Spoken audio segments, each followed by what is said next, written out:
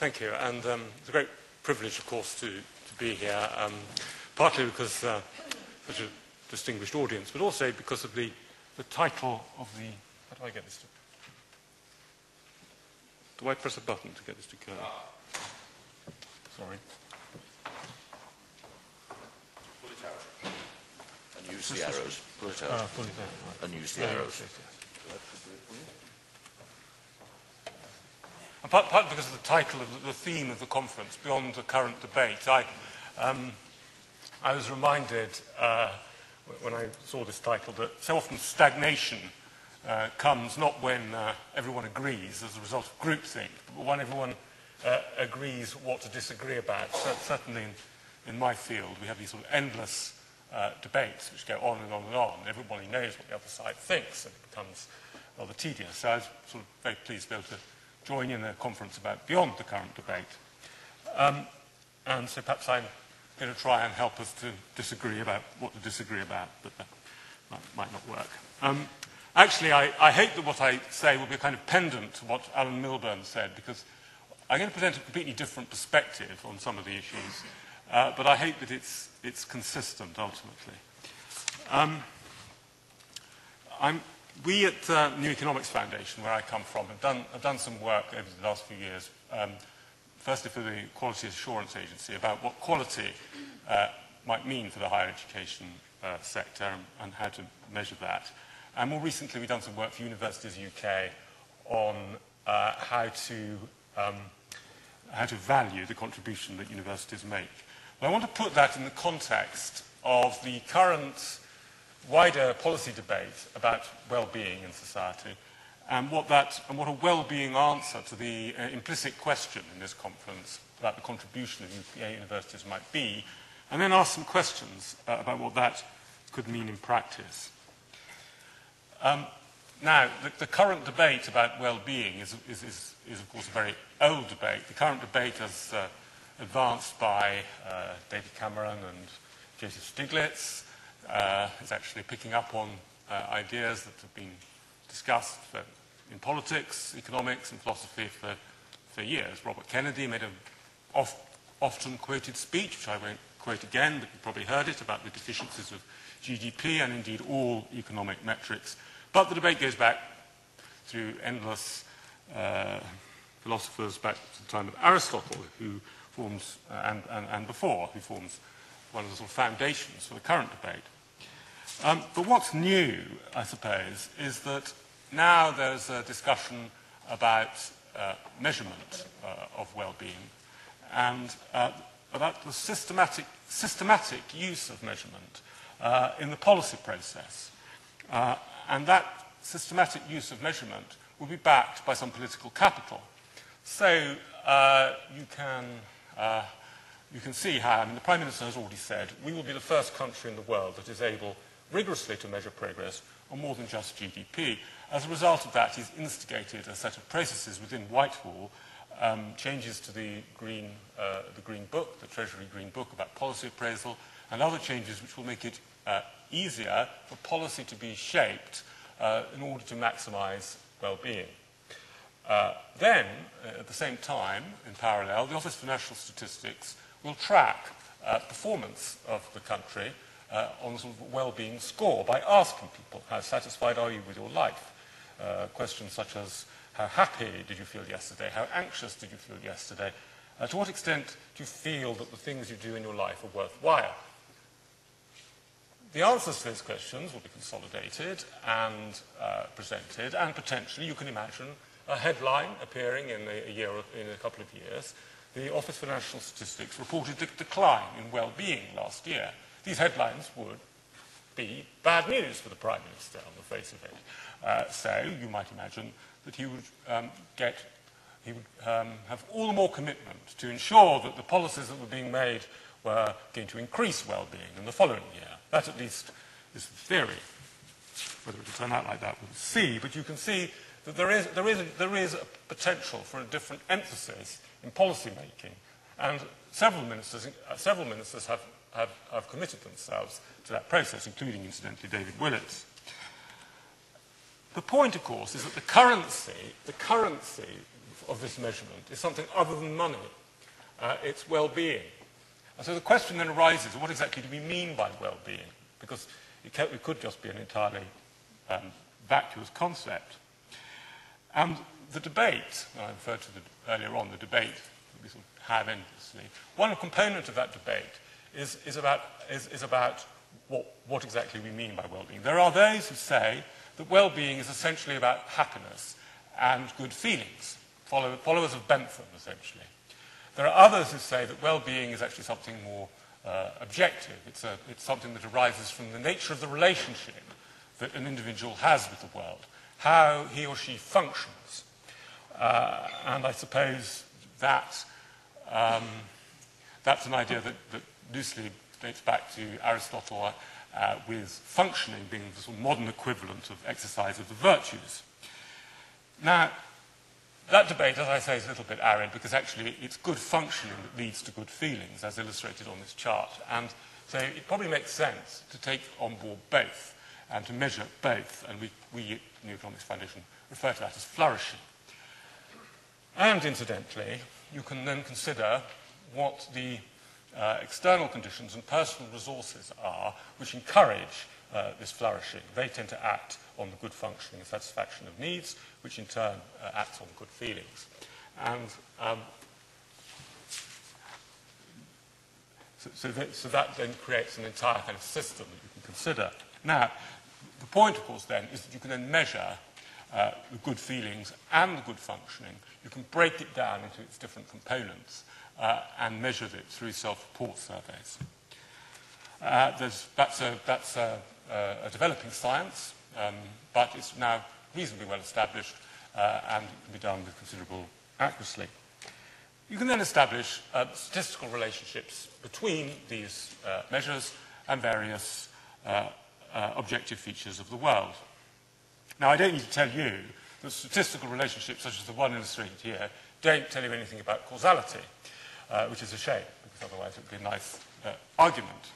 But, as you can see, the European countries, there's a sort of reasonably good correlation between the amount spent on higher education as a proportion of GDP, figures I got from the Universities UK booklet, and the level of life satisfaction in the country. But anyway, that's not really, doesn't really tell you anything very meaningful, but it perhaps suggests a line of inquiry. The key question now is what actually fosters flourishing, and quite a lot is known about that. You have quite a lot is known about the kind of external conditions that foster flourishing and about the kind of personal resources that foster flourishing. And one of the things that is known is that certain, and none of this is very surprising, but it's that certain good habits, if you like, good habitual behaviours tend to foster it. And those are illustrated on the right-hand side here. Connect with other people. The active engagement with other people. Be active, take exercise, go out, take notice, live in the present. It's about living in the present, and also that aesthetic experience of one kind or another, and about observing what's going on around you, being aware. Keep learning throughout one's life, and give. Not just give money, but give time, and sort of just give to other people, give yourself to other people.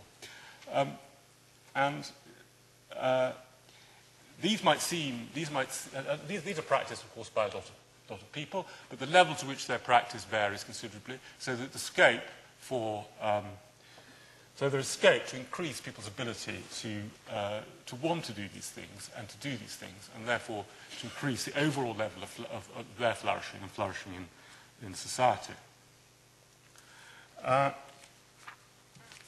Now, the question then arises, that's by sort of way of background, the question then arises, what universities contribute to flourishing? And it's fairly easy, I think, once you've set out a model of the kind I've just set out, to start to sort of fill in the boxes and say, oh, yes, we do this, we do this, we do this. First of all, material conditions and the economy is clearly an extremely important part of the whole. Economic gain of one kind or another whether it's the student's economic gain, the institution, the locality, society as a whole. Clearly, and nothing I say is reducing the importance of that component. Of course, social improvement based on the knowledge and skills developed in the university, and of course, social improvement based on social mobility that's just been talked about. Also, what you might call cultural conditions, creation of knowledge, and thus opportunities for people to learn, creation of social and political engagement. One of the findings from our recent report was actually the role that universities play in stimulating political engagement is actually quite valuable for society as a whole.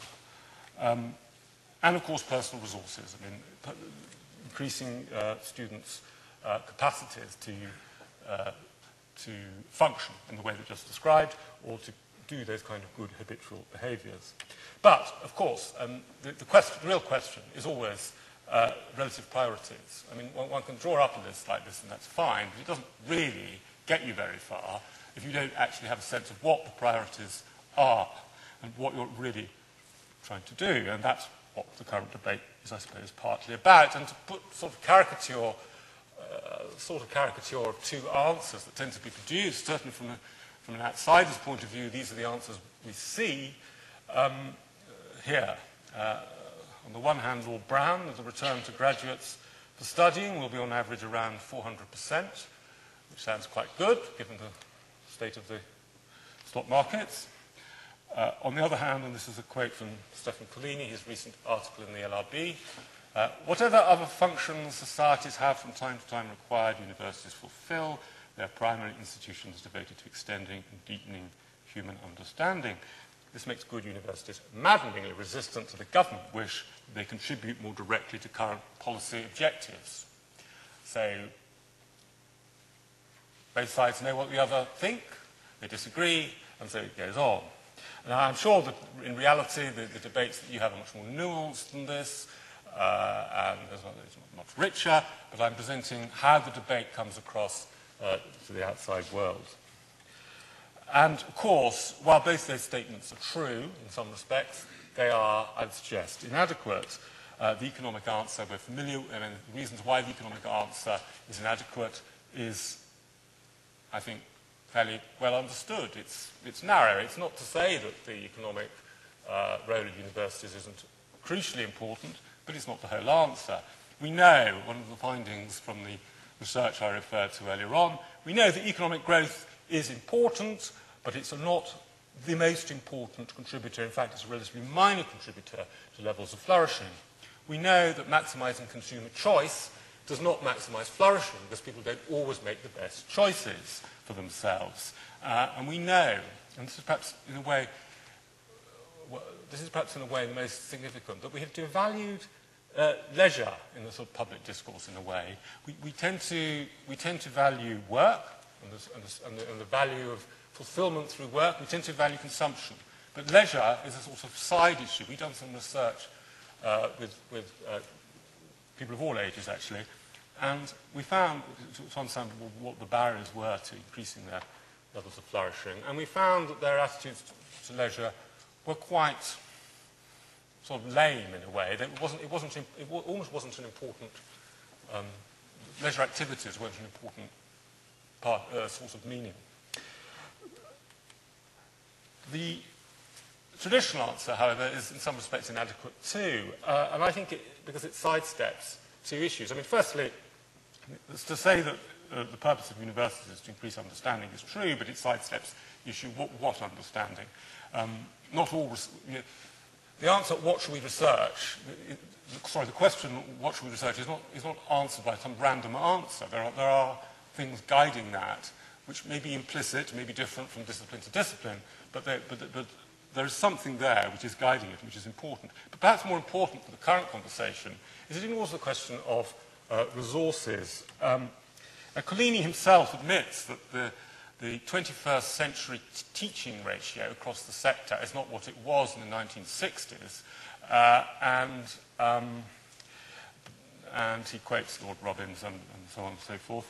But there's a suspicion that the vision that he paints is a vision that was developed in elite institutions, for elite institutions, and that it depends upon a level of resourcing which just simply doesn't exist.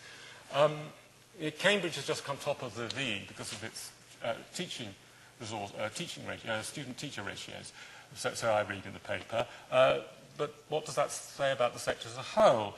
The question is, how do we encourage flourishing on 14-to-1 student-teacher ratios, which I think is roughly the average across the sector? We're not saying, presumably, that preparing for the good life is for the elite, and that cost-effective preparation for work is good enough for everyone else. Are we? I mean, I assume that that's not the answer, but there's always...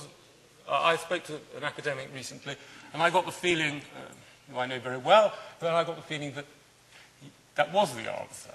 And he was very uncomfortable with that answer, but he didn't know what other answer he could give to the question.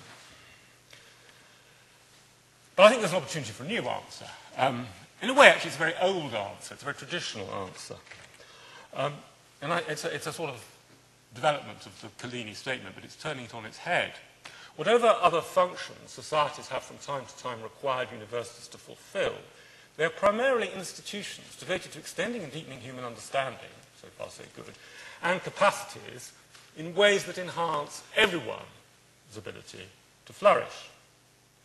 This makes universities one of the most important kinds of institutions through which enlightened governments can achieve their policy objectives. So you just shift what Collini said, and you get a completely different perspective on the relationship between universities and their main funder. Flourishing is partly about working well, but it's also about living well, helping us all find meaning outside work and consumption. And then, one can say about the various mechanisms through which that objective is achieved. Now, that's all fine. I mean, it may not be fine, but that's a sort of way of looking at things. But of course it raises a whole set of questions. What does it mean for the syllabus? In our work that we did, in the work that we did a couple of years ago for quality assurance, we suggested that the specialised knowledge of a particular subject, while continuing to be an important part of the syllabus, is only part of it, if that is what we're trying to achieve. What does it mean for the way teaching is delivered? Can students play a more active role? Can they, and obviously all education involves the student playing an active role, but is there other opportunities for developing that, increasing it? I don't know. I mean, I don't know the answers to any of these questions. I'm only saying they're questions. For what is the implication for non-degree courses and attracting external casual students that goes beyond, that sees this as central to the mission rather than as some sort of peripheral activity? The relations with the local community, those living nearby, the relations with schools, for accountability mechanisms and quality control, because after all, flourishing can be measured, as I have just argued. And then, if that's all changing, what are the implications for management systems and decision-making? What is expected of university teachers, for how teachers are trained, because that's still a developing field, I think, and of course, ultimately for funding mechanisms, which ties into accountability. Now, all that's sort of fine and maybe too difficult and not something that we want to talk about. And it raises the question, is it actually worth having that kind of discussion? Because it may just be difficult. And I think that raises another set of questions. What is the alternative to developing a new answer? This may not be the right answer, but what is the alternative to developing a new answer, whether flourishing was something else in this way? I mean, that's always the case when one's considering some sort of strategic situation. If we carry on as we are now, what will happen? Maybe it's all fine, but project forward. What is going to happen? What is the import of new entrants into the field from the profit sector who are going to use mechanized methods of teaching, etc., etc. Second question is actually, do you need a single answer for the whole sector? The fact that you are all one sector doesn't mean you have to have one answer. You could actually say, well, actually, yes, we do think that different parts of the sector have got completely different kinds of ways of dealing with this agenda. can we design a process? Even if you do agree, can you design a process which will actually make this happen and which will win over those who have to be won over? I don't know what the answers to these questions are, just as I didn't know what the answers were to the questions on the previous slide. But I would suggest that it is actually worth at least thinking about whether thinking about at least these last questions, and thinking about whether the idea, and I think it is quite an old idea, quite a traditional idea in the university sector, whether the idea of flourishing is something that could actually be useful in thinking about both about how to think about the sector's future and also about how to make the case for the university's future politically and indeed to the wider public. Okay, thank you.